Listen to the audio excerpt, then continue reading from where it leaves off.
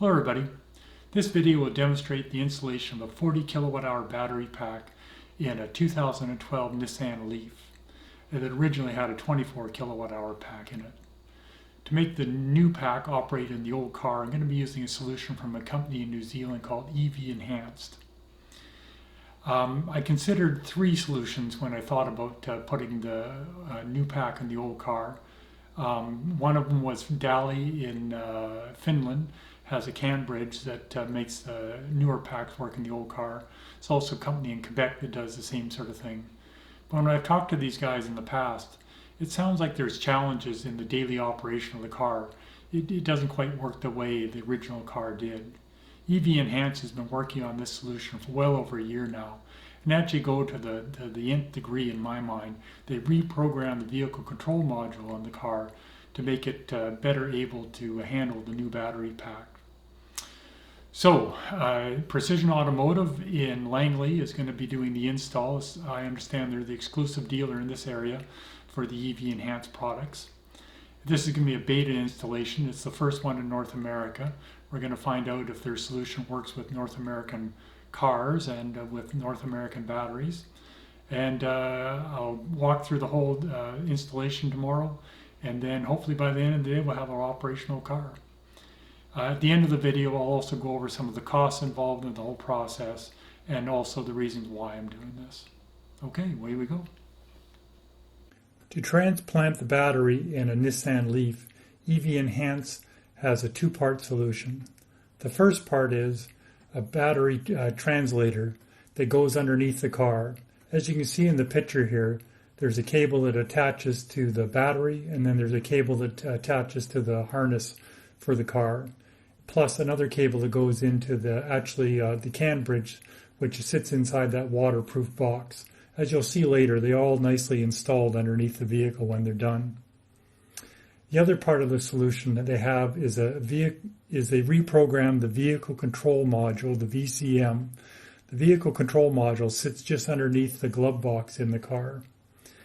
By doing both of them, they're able to get everything to work really well, which you'll hear about in a little more detail as we go along here. The battery had already been installed in my car because Precision Automotive had run out of storage space. They have quite a few Leaf batteries sitting around. So what we did was Michael, Scott's son, went out and installed the battery translator device underneath the car while it was sitting in the parking lot. Once it's installed, we could move the car at low speed into the shop before the rest of the work was done. It saved having to push it in. And as you can see in the second part of the picture here, the magic happened. All of a sudden, the Leaf has a lot more range than it used to have.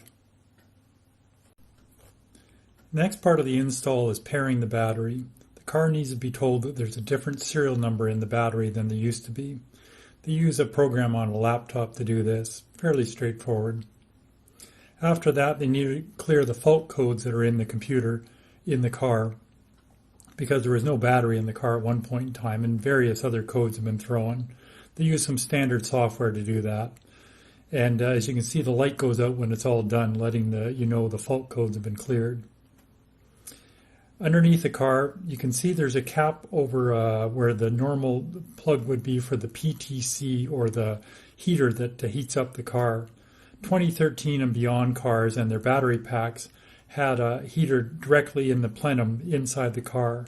2011 and 2012 cars only had a heater system that heats up water and then runs that way.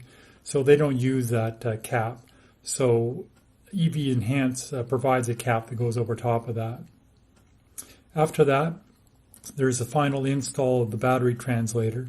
As you can see in the pictures here, the battery translator comes with a little plate that goes across and it sits on there. And then the cabling is zap strap into place. It looks nice and tight, nice and professional when it's done. At the rear of the car, there's a support bracket that needs to be modified. What Precision Automotive does is they pick up some brackets from a used Leaf and install them. That way they need less modification and they look a little more factory when they're finished being installed. So the last part of the install is installing the underbody panels. There's a few spots they don't line up, but very few, and they're on there nice and secure. So there's Scott and Michael. They've done several battery swaps on Nissan Leafs, but this is the first 2012 they've done. They actually did their car, their own personal 2012, just after this one was done. They're good to work with. I'd recommend them. No problems at all. So after a year waiting for the solution to come in, how well does it work? Really well. It's like the car came from the factory with a 40 kilowatt hour battery in it. The only glitch I've run into is when you're quick charging, it seems to have a memory of the old battery in it, and it shows a lower range as the car is charging. As soon as you unplug the quick charger, it pops right up. They're working on a solution to EVs Enhanced to solve that problem, and they'll update my firmware in the future. The Leaf Spy works. You have to tell it it's a 2019 Leaf with a 40 kilowatt hour battery, and it's got a few glitches, but overall it works. The Leaf app still works and shows the percentage of charge of the car. Yeah, I'm happy. It's done a good job. The price, $11,192 Canadian for the whole thing. I picked up a battery from Auto Wrecker in Tennessee that's just 15 minutes away from Nissan. They claim it came from a car that Nissan was doing some testing on. It has a 97.3% health percentage on it, and seems to be performing really well in my car. It's hard to find the 40 kilowatt hour batteries, so that is one of the biggest challenges if you want to try and get this done, is trying to get the donor battery is very hard. People use them for a variety of uses other than just in Nissan Leafs. Why did I go ahead with this? My Leaf had lost 3 bars, and I had actually purchased a Model 3 to replace it. But I got lucky. A research organization in Canada was looking for a battery with a known history, and bought my old battery, and that helped finance a high percentage of the cost of converting the vehicle over to the new battery. Took a while, but I got there. See, I'm happy overall. And if you got any questions, fire away in the comments down below. Thanks for listening.